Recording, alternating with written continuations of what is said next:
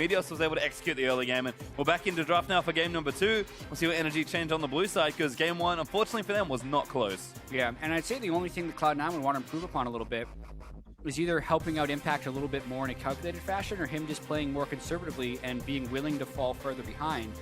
Because that feels like the one place where you can kind of attack Cloud9 right now. The games they've lost has been games where Impact has fallen really far behind. And in general, Impact has been sticking to, some of those safer champions. He's not really going for the big carries, although I guess some of those are starting to drop out of the meta. We'll see what he gets this game, I suppose, as the Ash and Bard ban from NRG, so Bunny Fufu getting some respect off the bench, and there's Twitch and Vlad ban for Cena, and there's the Rise going to join in, so pretty standard stuff here. NRG, a bit more targeted on their bans. Yeah, we'll be curious to see if Bunny will eventually just pick Thresh later in the game. It'll depend on whether or not the enemy composition would be weak to some Thresh hooks. It varies by champion, but obviously Bard being banned away is strong. Question though is obviously with the Vladimir banned, like what is the highest first pick value for NRG now? Apparently it's Trundle. Koss, again, he's been showing up on almost every champion he's played. It's a strong top laner. It's relatively safe to pick blind. Like, I feel like Cloud9 aren't really surprised by this, but if the plan for NRG is to get Koss going, this is probably a decent champion to do that on. Yeah, it's interesting though because this is a matchup that Cloud9 was pretty fine with in the previous game. A lot of stuff obviously still available as well. They could go with the Lissandra now. There's some power picks up if they want them.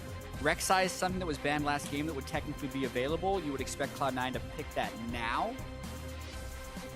But we'll have to see what they decide. They're bouncing between a few hovers. Yeah, they're thinking maybe about the Aurelia, but perhaps don't fancy the matchup. Melee champions in general don't like playing up against the Trundle, but I feel like Meteos almost has to take Rek'Sai here. I wonder if NRG have a specific plan for the pick, but this would be perfectly good. Lissandra flex pick, strong jungler. Cloud9 going to start off strong here on the red side for this draft. Yeah, I agree. Hovering longer than is customary for Cloud9. Back in the day, they'd always just be two guys, boom. Reaper maybe instituting more casual of a pick and ban phase. Lemon's back somewhere on the challenger team shaking his head. Yeah, it's just like they're giving them too much time to react to these picks. They hovered Lissandra and Rek'Sai for 5 seconds before locking. Because that essentially extends the timer of the other team to respawn. Well, C9 do take the picks we expect there. Lissandra and Rek'Sai were the first two. We'll see what NRG have to answer with, because again, this is a pretty predictable start to this draft, which isn't too surprising. See if Santorin finally goes to the Eve. He's been hovering it a lot. I believe it's one of his favorite champions. We've seen a little bit of Eve. We've seen a little bit of it in the LCS here, but hasn't found much success, that's for sure.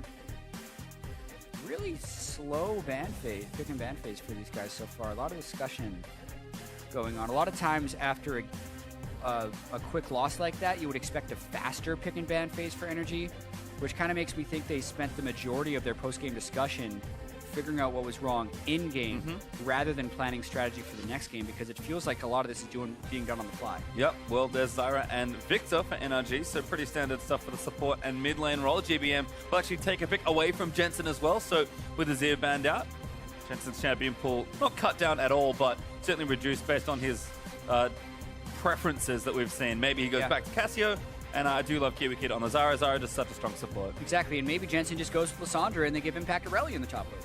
Cloud9 has all the options. But to go back to your point, I think the Zyra support is ridiculous right now. Like, it is just so strong, especially late in the game when it gets Liandry's, to be able to bring that much damage and pick potential from the support position with fairly low gold cost items, plus having a strong laning phase. Like, the main weakness is you can get caught out and your positioning is very punishable. And oftentimes it's Olaf who actually destroys Zyra.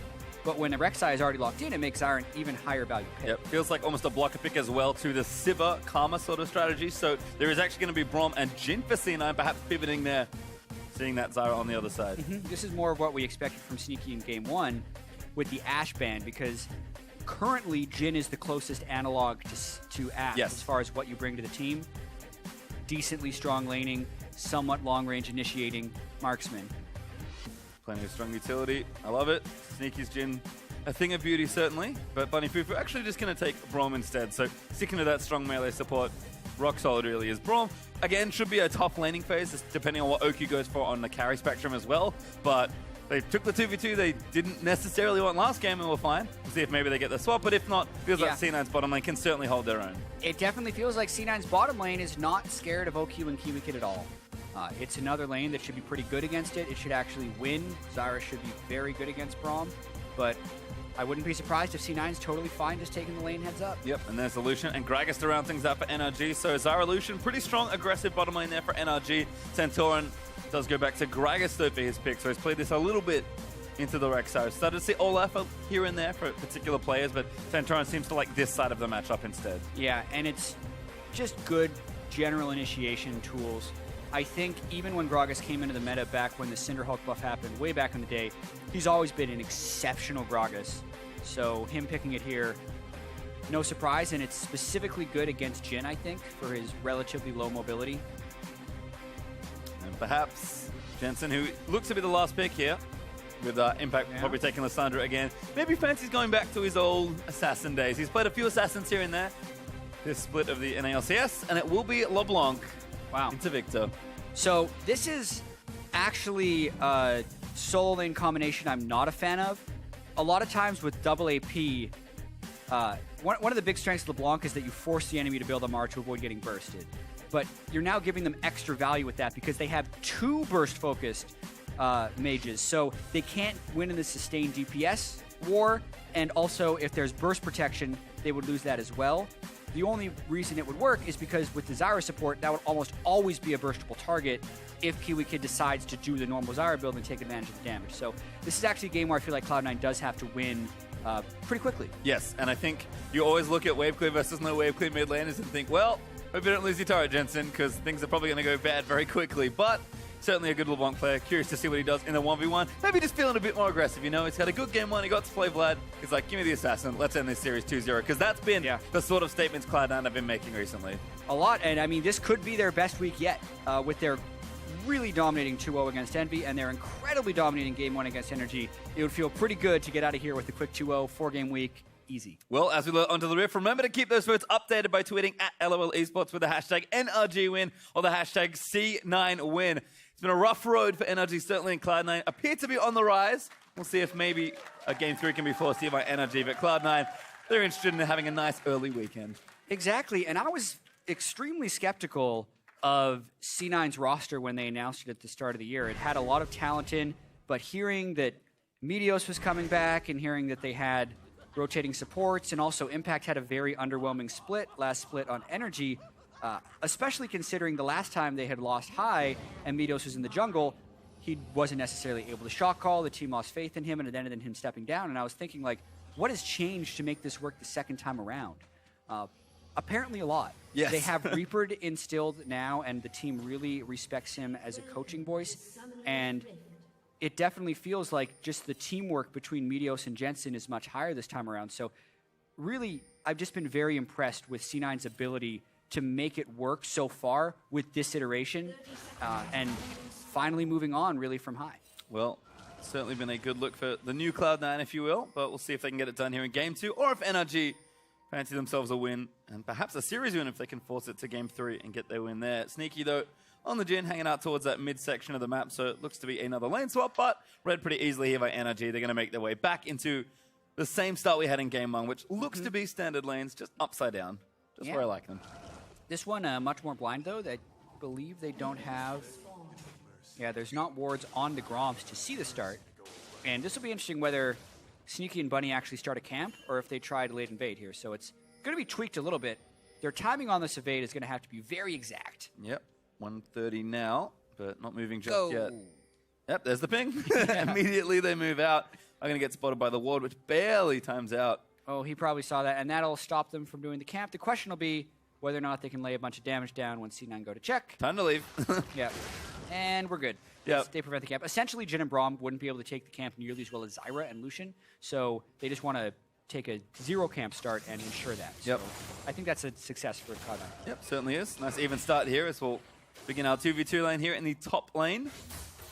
Sneaky's Jhin pretty strong. We'll see if the aggressive 2v2 lane from NRG can find any traction in the early stages. But standard lanes again looking pretty similar. This may be the big matchup to watch there as Jensen does move in for a bit of poke, but GBM ready with the laser does get the trade back. Yeah, and this lane, believe it or not, is decided more early than it is late because it's all about the item thresholds you can reach.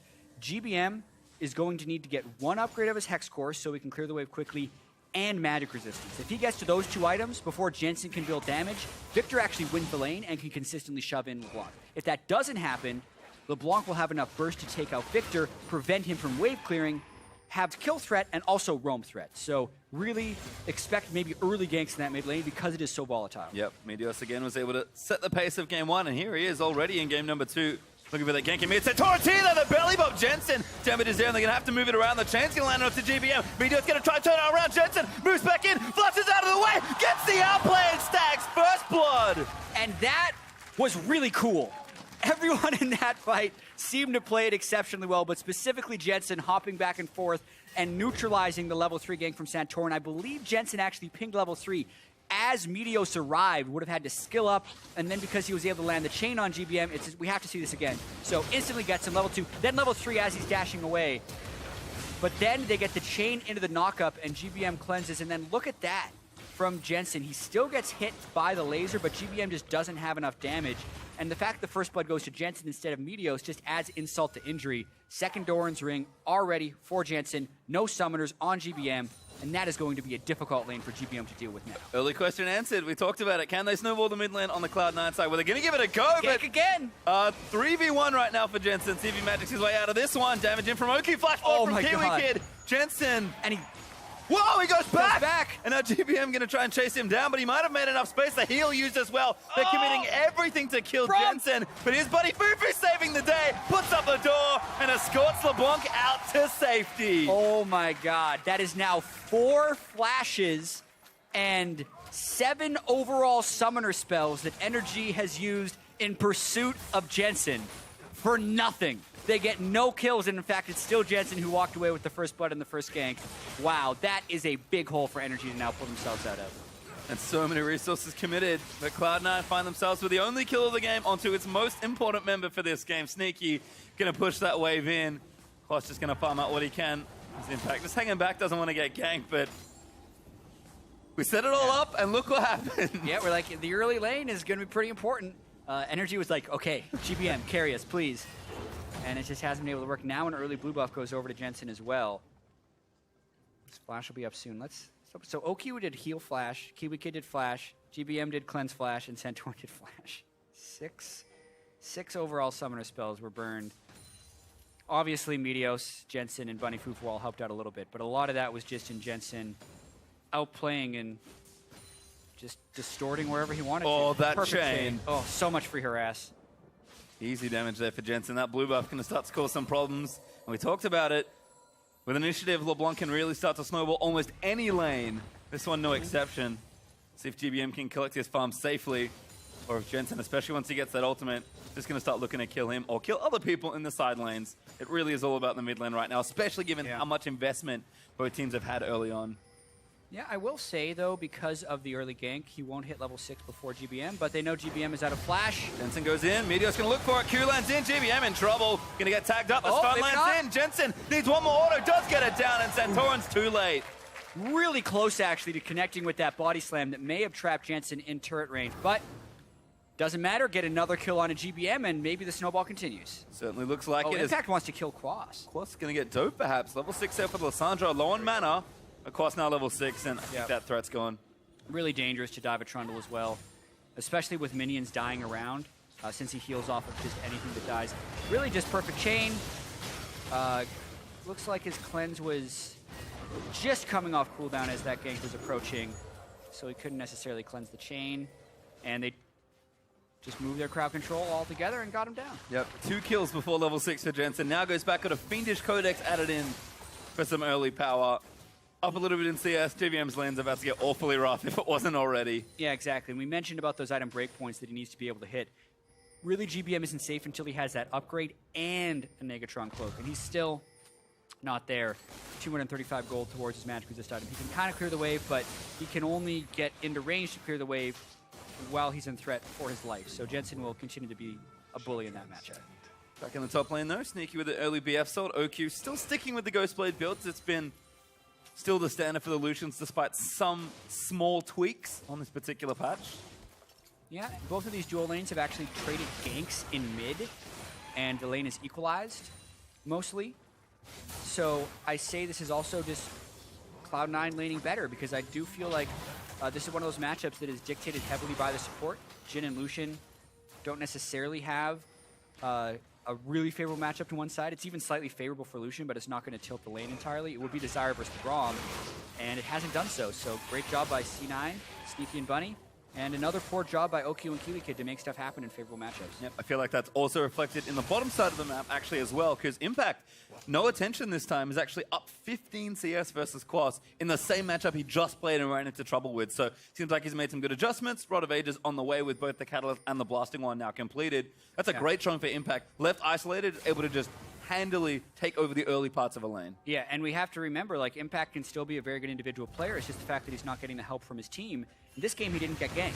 And he's in a ranged Lissandra versus melee Trundle matchup, so he actually should be winning that lane, and he is. Well, good stuff there from Impact as Cloud9 again playing around their mid lane. And Meteos continuing to take jungle camps away, though. How very cheeky.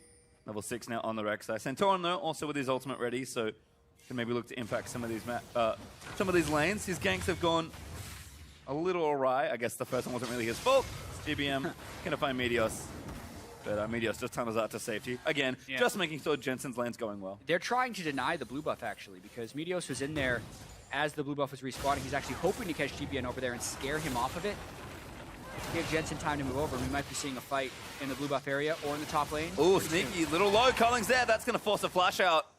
Bunny Fufu maybe turning it around. LeBlanc's here. He's the TP in as well. Meteos also made his way up, and OQ just gets tagged up. He's going to get shot down there by Sneaky as Jensen actually gets it. Yeah, and anyone could have taken that kill. OQ didn't even bother using summoners, but they give it to Jensen because gold is actually a little bit more valuable the further ahead you can get from someone. Like, 1,000 gold advantage is on one person is better than a 500 gold advantage on two people because your items multiply with each other. So the more kills and the faster Jensen can get ahead, the higher his chances are of completely taking over this game. 3-0, he's on a good pace. Certainly is. 100% of the kills all belong to Jensen. As we'll see if GBN can continue weathering some of the storm here. CS is nice and even, but unfortunately the rest of the map is not as C9 with a nice play in top lane. Continue to play aggressively. This poor OQ, I don't think he was ever getting out of this. Yeah, as soon as NRG try and go aggressive, though, they get double TP'd on. I mean, he dashed forward above the minion line, and then it's like, all right, time for double TP. One comes in pretty far behind on a ward. Sorry, just a single TP, and LeBlanc had roamed up. Siki wanted it. He threw off the last bullet to give it to Jensen. Jensen took it beforehand. Poor OQ. It was the smartness of Meteos and Bunny Fufu who didn't want to steal the kill. Yep, chain CC to death there, unfortunately for the Lucian, so does keep the summoners, but didn't really have a choice. Bunny Fufu's actually in the bottom lane now. Trying to get Sneaky onto Quas. Might have a swap back here as, yep, Sneaky's also in the back, so might look for a dive. Might just look to get some pressure down, but let's stick at this lane. They're going to swap back down and actually look to try and take the turret. A little bit of a poor back timing there for Quas. Will give Cloud9 a turret here, but NRG pushing it topside might be able to trade. I really think if Cross is there, maybe he would have died. So yeah, true. Unfortunate back timing. What's interesting here, though, is whether or not NRG decides to try and push that top lane because they had been almost freezing it, afraid of incoming gank pressure. Just kind of goes to show that NRG aren't necessarily up to date with the pace of the game sometimes. Now they're pushing it with the defense. They should still be able to trade the turrets. Yep. So just some trades here. Impact getting aggressed on, but just gets slowed down. Good proc there on the Santorin jungle item, but Impact gets himself out. Jensen already gone back as well. Got himself a Morellonomicon now, and I did just notice he has teleport. So that could have been a real bad time in the bottom lane, but NRG don't overcommit. Smart play there from them as Cloud9 just going to convert back into this Ocean Drake. Yeah, and with OQ still in the top lane, there's not a way for NRG to realistically contest this. They also don't want to be fighting a Drake into a Morellonomicon at 11 minutes. LeBlanc, that is a rather strong champion. And GBM had just gone back to base. So smart timing by Cloud9 to take that trade. Yep, GBM has hit his items that you mentioned, but fortunately, I think it might be too little too late. Jensen seems to have complete control of the lane right now. In fact, Cloud9 rotating in, maybe looking for damage on the mid here. They're going to ride the wave in, but GBM there with the wave clear. Ooh, that's bad news. Does tag him with a snare from Jhin, and now Jensen leaps forward, gets himself out. But GBM burns everything just to live. Yeah, as soon as he gets back with some of his defensive items, he burns both summoners, but NRG on the return. Here we could get flush ulti, knocks up 3 there. Sneaky trying to get out of it as Quas front lining in. Santorin takes one out with the ultimate, but Quas going to get chained up again as Jensen pops that ulti. No kills on the return, though. NRG with a nice counterplay. Yeah, they had the numbers advantage. That was really solid, and Santorin had a great executing ultimate. Remember, Impact is still in the top side. His teleport would be up, but it would be rather dangerous to use in this situation. And again, like a wave clear, they're going to try and defend They're it, but going in Meteos with it. goes in! Tower goes down, and Meteos going to get smashed by Santorin. Tower Not goes willing down to as give well. up on the play. Impact, is he willing to give up on the play? Meteos wasn't. Teleported in. When to cut your losses. Not this time. Impact, oh, maybe now. Just get some damage onto Santorin. Takes out the ward. But that might be it for Cloud9. They'll try and counter push this mid lane, but Sneaky's top side. Really solid play for NRG to get themselves back into the game. Yeah, and this is where things could get dangerous because Cloud9 kind of needs to snowball this game. Looking at the magic resist that NRG is going to be able to pick up. They see the opportunity to go for GBM, but he quickly uses both summoners, and Jensen takes 2 turret shots plus some important cooldowns, but mainly it's the pillar into the flash ultimate from Phoenix Kid. Knocks up 3 people because Meteos had actually walked in to try and peel Quas a little bit, and then the Runic Echo's ultimate from Santorin procs and also finishes off the Jhin, and then that extended as they had 5 people in the mid lane, and basically Meteos went in when they still had 3 people there, so he was easily focused down since he didn't have tank items yet. Over-aggression from Meteos in defense of the turret. Yep. Couldn't defend it either, so NRG will trade a turret and get a nice important one. See if GBM can gatekeeper that turret for long enough, but he's Victor with 2 Hexcore upgrades, so you have to think he can. Meteos, though, trying to maintain control of this top lane. Gonna take that Scudder Crab away. I imagine the top lane out is their next target. With a Drake down on the map, Sneaky's back in that top lane trying to push it down as Quas just farming this up from under the bottom half. Impact continuing to play up and aggressive, but no TP this time. It's definitely on that side of the map where they're going for plays, but it could even be in the mid lane. They know there's no summoners on GBM, so he's a sitting duck in there.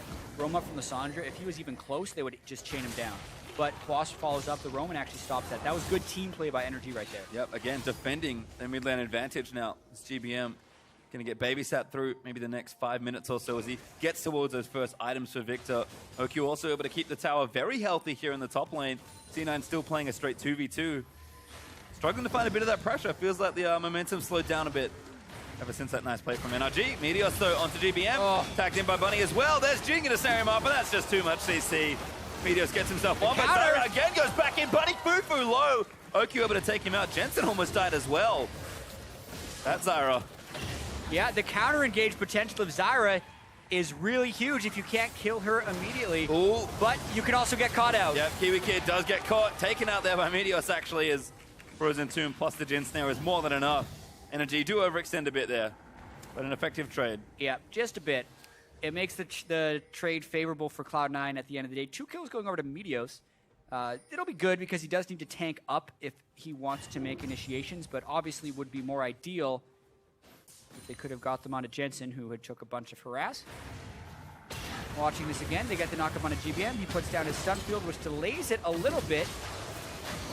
Then Meteos able to finish it off, but because the stun field had rooted them, Kiwi Kid can chain it with the Grasping Roots and a Strangle Thorns, which was very successful. Santorin then steals the buff, which gives Kiwi Kid some confidence. But that's a Lissandra you're chasing, buddy.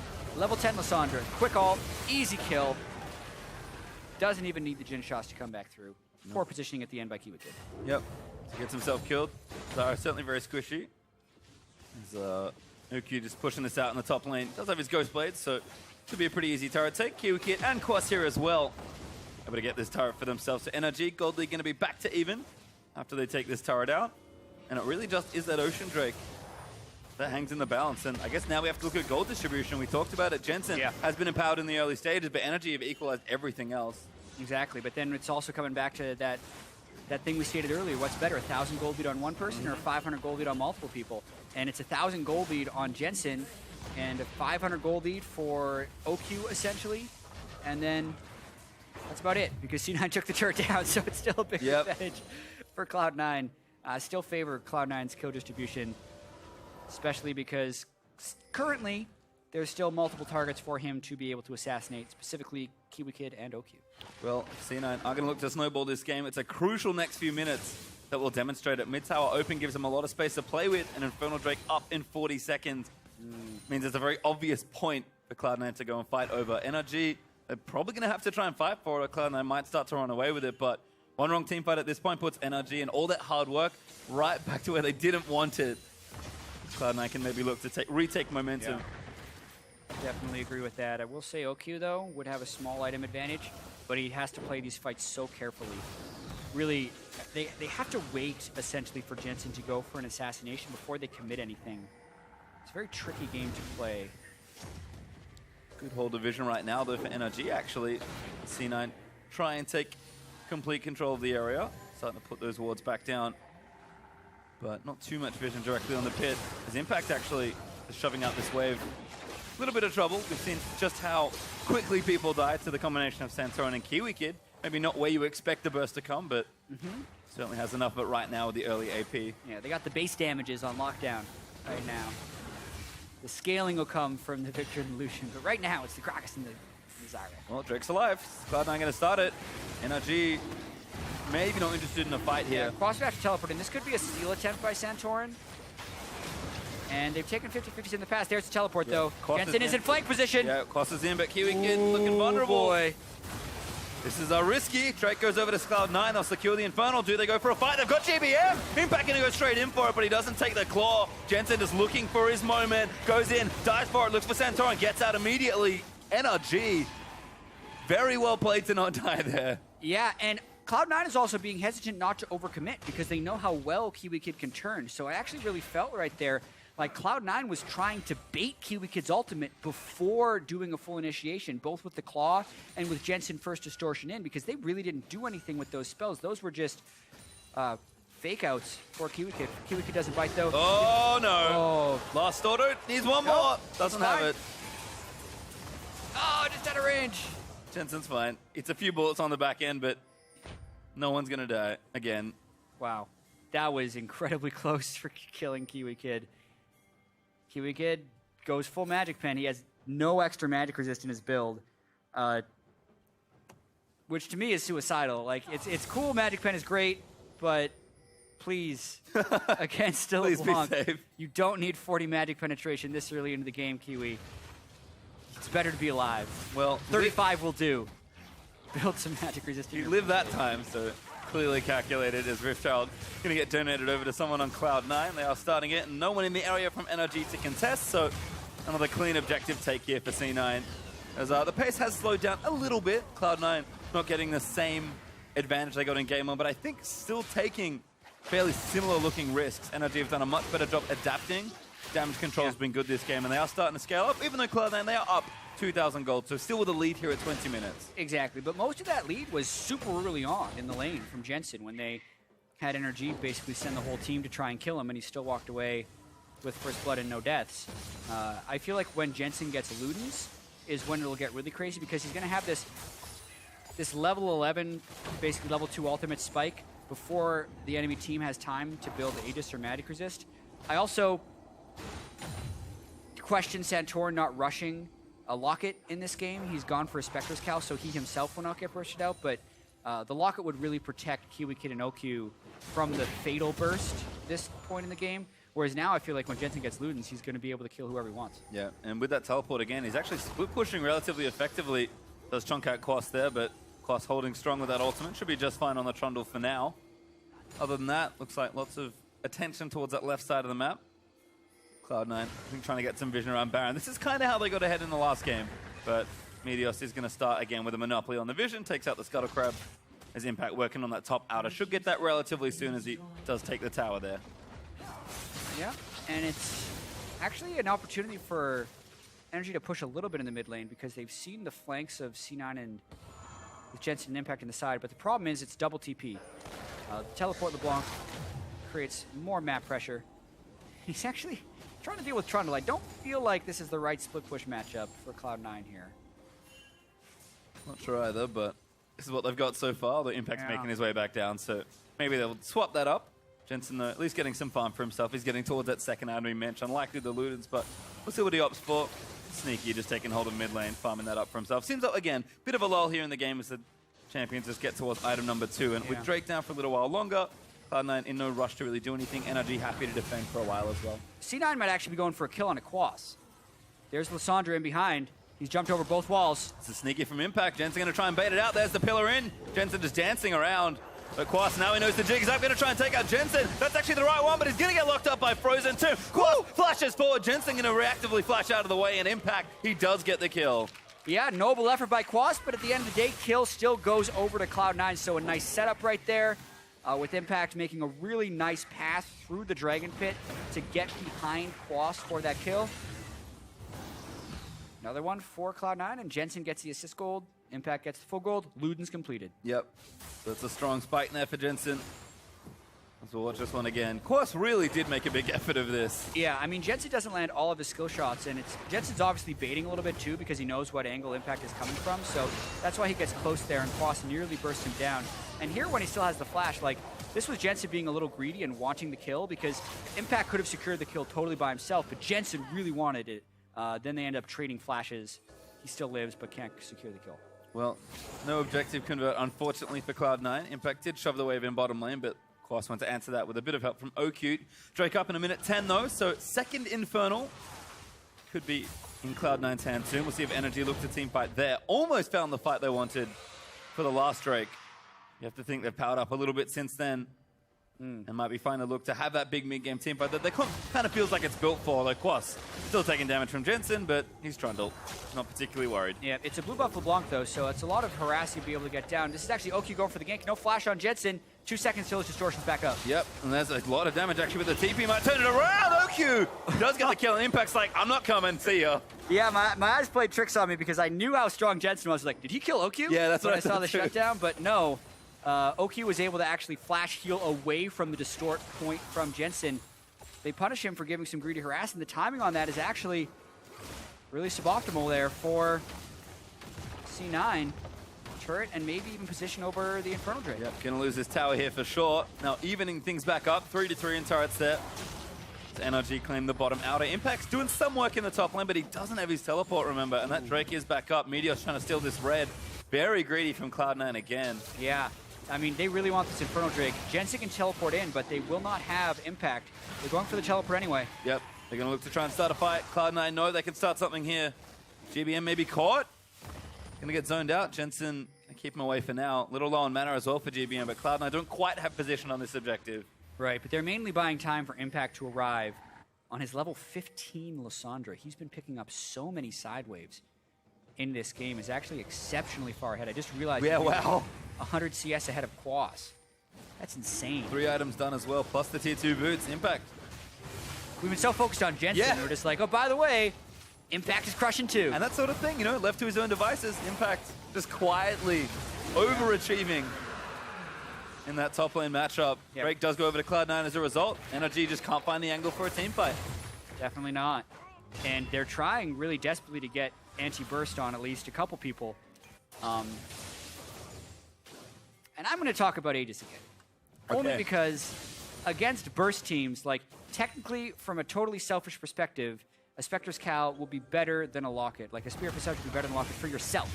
But you help your team so much more because one Aegis on one person will make the person with the Spectre's Cal even more unkillable. And it will also help Kiwi Kid and OQ not take true damage because they don't have any magic resistance on. The total gold value of the aura is way higher than what you pay for it. And against double burst champions, you need to make as many people on your team as burst immune as possible. You certainly do. And since not everyone is building Spectre's Cals, you need an Aegis. And even if everyone is building Spectre's Cals, you still need an Aegis because it gives you the aura. Yep, and it feels like Centauran may be the culprit there because Zara doesn't really want to build it. Sure, Kiwi Kid can, but that early Randuin's sticking out a little bit there. See how much it costs NRG. I imagine Aegis is coming at some point, but we'll see. Maybe you'll be disappointed again. I'm sorry, Yeah. Jet.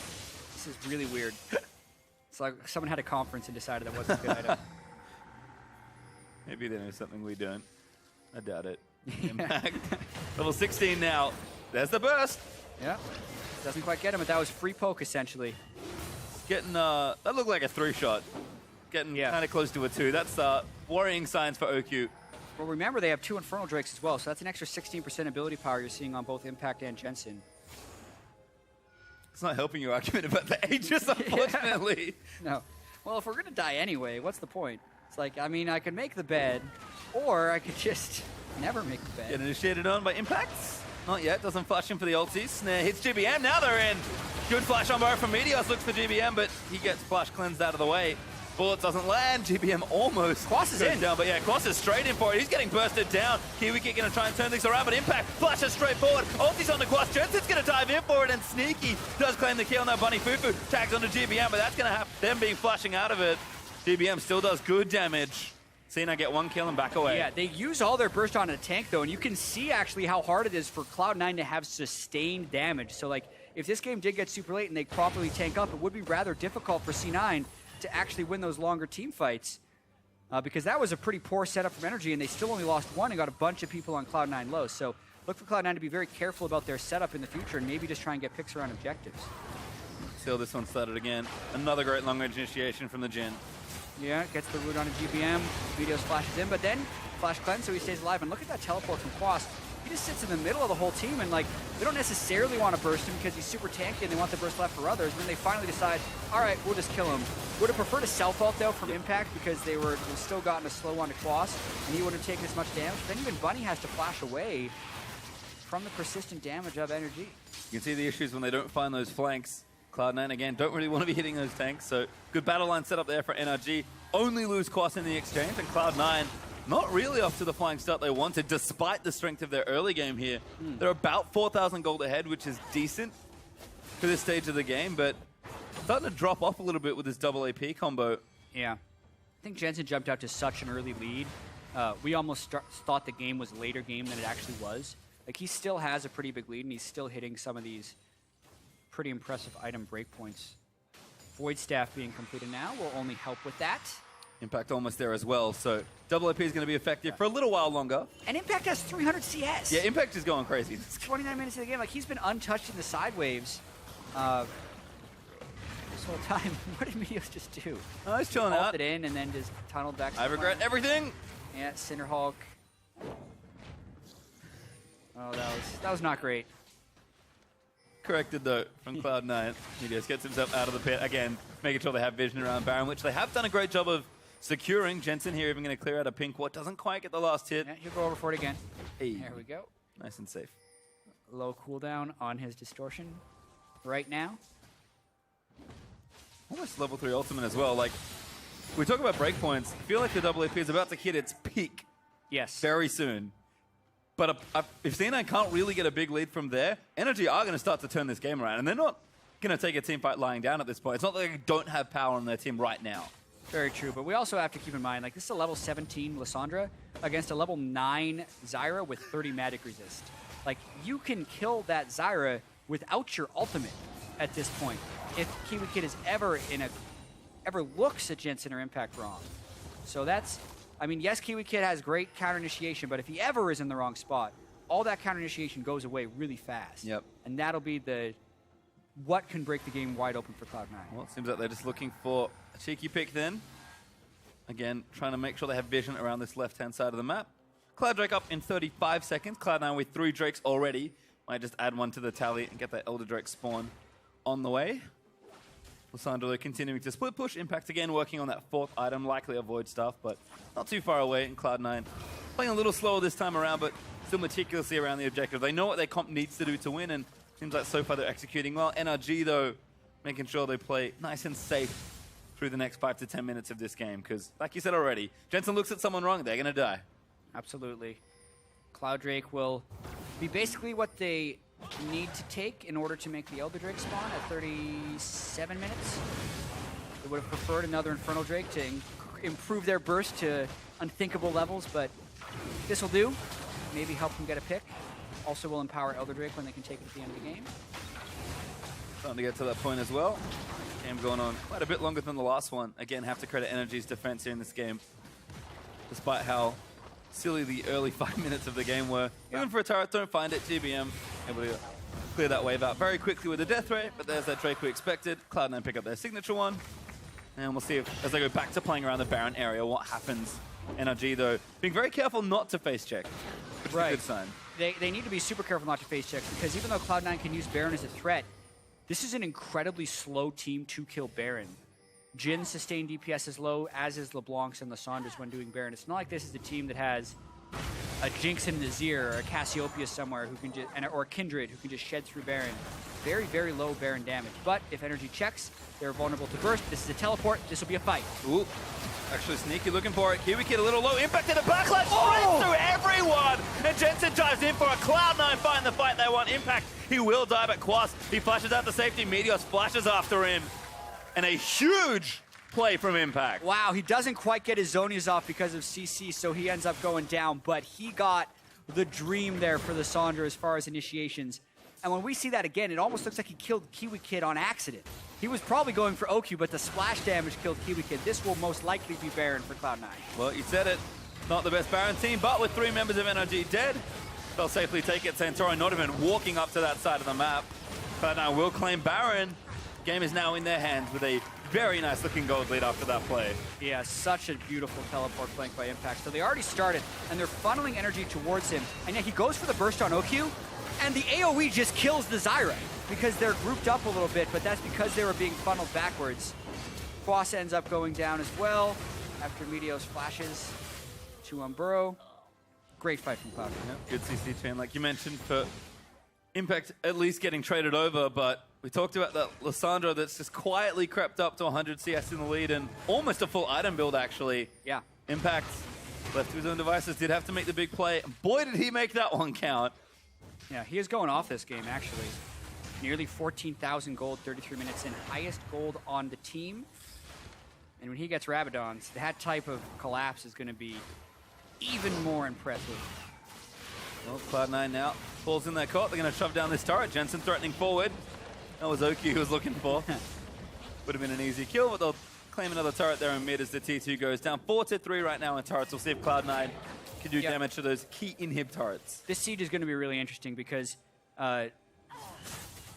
if Jensen distorts in and then presses Q and then R onto Kiwi Kid, it is enough damage to kill him from 100 to 0 at this point in the game with the level differences and the low magic resist. So it's going to be really hard for energy energy to defend. Well, LeBlanc going to GBM that time! Takes him out in 3 spells. Wow, so that was with an Abyssal Scepter. That's the type of siege that you can have with a late game LeBlanc. A little bit too close to the sun, and there goes the wave clear. Here comes Cloud9. Yeah, Quas is trying something in the top side. Does have his TP, but just looking for a trade here. C9, though, going to break in mid. Jensen gets snared up, but he doesn't go down. Cloud9 going to take out that inhib. Quas still working on it in top lane, though, but Cloud9 might just fancy a race. I mean, I feel like someone should go back for him. Jensen has done that because they know they're going to get 2 inhibitors anyway. He's got TP as well. Now going to chase Quas away. Can he kill him? Quas is pretty tanky. Jensen distorts in, gets bitten, but Jensen lands the chain in, and Quas is not safe from the wrath of Jensen. Impact takes that Kiwi Kid back in the base of NRG. And when Jensen kills him, he can teleport back into base if he's able to do it, although that fight's actually getting pretty close over there. Either way, it looks like Cloud9 might end on this side. Yeah, Quas dead actually does go down, and Cloud9 going to push in to take it down. A desperate play on NRG respawn. Maybe not. Santoro back in. Bunny Fufu low. Impact though pops as Zonias, takes out OQ. Sneaky eating damage from GBM, but he pops the ulti in. They're going to try and take him out. That's the kill they need, and Cloud9 are going to swoop in to end the game. Wow, and they got the break they were looking for when they found the fight around the Baron Pit, and very swiftly once they had that edge, they can take it to victory. Nice 2-0 series by Cloud9. Very, very strong play. And that man on your screen right there, Impact, finally having a big game, it felt like. Sneakily, he pulled off just as big of a game as Jensen did. All the focus was on Jensen at the beginning of the game, but left to his own devices, 1v1, Lissandra versus Trundle, he crushed. Yeah. And he got incredibly far ahead, not just in gold, but also in levels. He was level 17 or 18, easily first in the game. No one on NRG was above level 16 by the end of the game, but both Impact and Jensen were, just to give you an insight into the control that Cloud9 had on that game. There's a lot of gold value in levels as well as the actual gold value that you have. That was a 12,000 gold lead, so good job by Cloud9 and a perfect week. Yep.